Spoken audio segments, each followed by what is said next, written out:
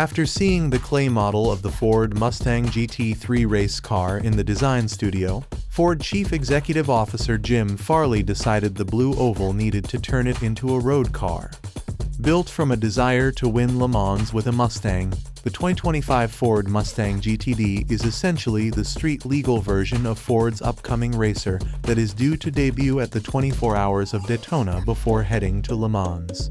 Unhindered by racing rules, the GTD street car will have more power, approximately 800 horsepower, and active aerodynamic features that are illegal in the series Ford will race the Mustang GT3 in.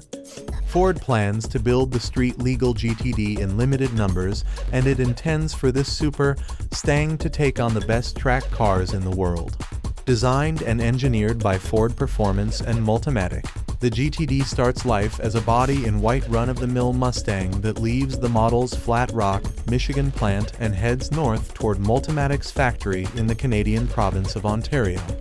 From there, the rear of the Mustang shell undergoes surgery to fit the GTD's transaxle, which contains a Tremec 8-speed dual-clutch transaxle. A transaxle cooler mounted onto the trunk lid chills the gearbox.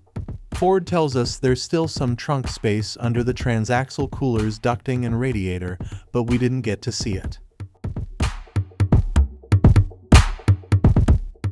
No doubt, the GTD will be quick. Motivation comes courtesy of a slightly modified version of the Shelby GT500 supercharged 5.2-liter V8.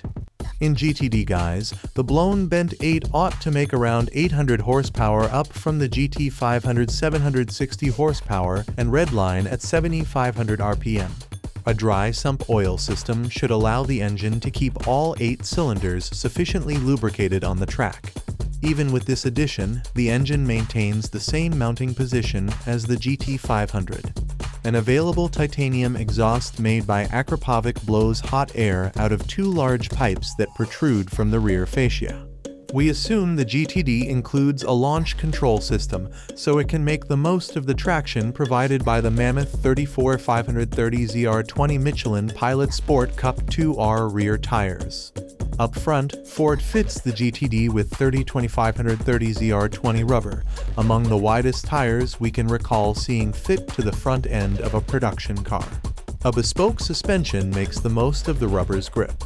Multimatic's adaptive spool valve ASP dampers pair with a new unequal-length control arm front suspension, while the rear end incorporates a pushrod-style multilink setup that works with inboard-mounted ASP dampers and coil springs.